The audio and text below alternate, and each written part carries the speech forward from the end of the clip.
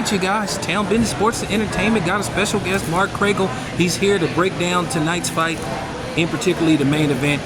Mark, give us your opinion on the main event. I thought it was a hell of a fight, don't you? I liked it. Brazilian, Munguia, stronger, better athlete, more powerful, bigger, I felt. But Brazilian, through 6 rounds, to me, was a better boxer. He stayed with what he knew how to do. Straight jab, straight right hand. And I thought he had a lead. And then Munguia hit that body in the 6th round. You could feel the whole thing change. I thought he was going to get a knockout in the 7th at one point. And Brazilian came back. And he showed me something I didn't know if he had. I'm not even sure he knew if he had. At that point, the 7th round, when Brazilian stood through the onslaught and came back, I'm not saying it was the 10th in Bo Holyfield, but it was pretty damn good. And to me, that made the fight. I thought that Munguia took off from 9th, came back in the 10th, took him out of there. I thought, all in all, pretty good fight, man. Pretty good fight. Didn't let anyone down. Didn't lack the action, didn't lack the heart, didn't lack the technique. Let me ask you something about Jaime Munguia. I noticed Jaime Munguia, sometimes he get lackadaisical on defense, and he always puts you in a position to where you can land a big shot and possibly change the fight. Do you think Jaime Munguia is just who he is as a fighter? Do you think there's anything he could do to fix his defensive flaws? I think that he has improved. I think that the fighter you see today, after he's been 2 fights with Freddie Roach and now back with Eric Morales, I think the guy you saw tonight was more patient and better defensively than the Jaime Munguia we saw win titles in '54. He just wanted to bull his way in. He still has that. He's going to be him. You can see him playing in there in the crouch, and he wants to get in there and rip to the body, and that's what he should do. That's what he's good at. But I think that he is improved. I think he's certainly more patient and a little bit better defensively than the guy you're talking about. And the proof tonight was it. I had him getting beat. He wasn't getting beat up, but I had him getting beat. And he waited, and he made his moves at the right time, and he took him out. Okay, let me ask you about the fight before the main event. Mark, have you ever seen anybody spit out their mouthpiece Not like that, man. He was spit. He was like, it was like chewing tobacco. Look. What do you make of that? He was tired. He was getting hit. Man. He get hit by Richard Torres. Maybe he'd be spitting out the mouthpiece too. I know I would. But that's what he had. He's an older guy. I think that Torres looked a lot of nervous energy when he came out, and then I think found himself, and the technique took over, class took over, youth took over, but Torres was hitting some big shots, and that's why that mouthpiece kept coming out.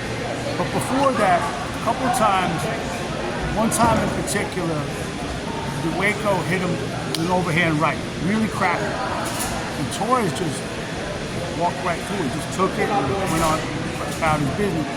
I think that we know more about Richard Torres now. And I think whether he admits it or not, Richard Torres knows more about Richard Torres right now. He can take those shots. What do you think Richard Torres is as far as his growth? Where do you think he is as a fighter? In his young career. I asked him after the fight, "What are you? Are you a prospect? Are you a contender? You tell me." Now, most of the time, I'm looking for guys to say, "Hey, I'm a contender. Bring him on." And he said, "You tell me what I am." So I thought it was an interesting answer, but I think he needs to think of himself as a contender. I know heavyweights mature later, but he's also an Olympian. He's seen every kind of style there is, and I think he's got to really think of himself as the man. Okay, one last question. Mm-hmm. What did you make of Canelo's performance? I've talked to various people. Some people think Canelo's best years are behind him. Some people thought it's just Canelo being Canelo. I think his best years are behind him. I think he's still great. Berlanga is bigger, younger, I would have liked to have seen Berlanga press a little bit more. I think that he was more interested in surviving and going the distance. For example, I think Munguia came out to give Canelo his best and to take him out. Berlanga was kind of feeling his way through. You know, he'd never been in with anyone close to that. Munguia had been a champion before, so I think it's an apt comparison.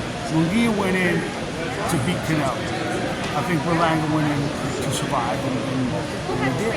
You know, he made a lot of money, and he made himself more marketable.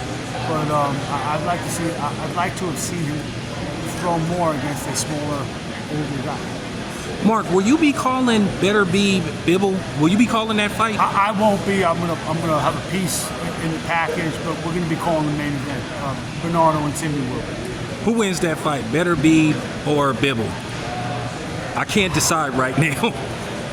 Well, right now, I think Beterbiev, but I think the big factor to me, as an old man with bad knees, is how good is that knee? Because if you can't move, you have a hard time fighting Bill. If you can, I mean, Beterbiev got quick. Beterbiev has power like I've never seen. You know, the only comparison I can really make is Deontay Wilder when he hits you with like a weird shot. And they were completely different kinds of athletes.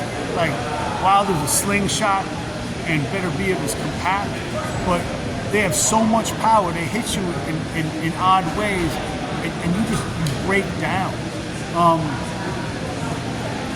For Beterbiev to be at this level, to have fought guys he's fought, knock everyone out, I ain't picking against him. At least not now. All right, so there you have it. Mark, I'm going to say this before we end this interview. Well, you going to kill me too? No. You know what?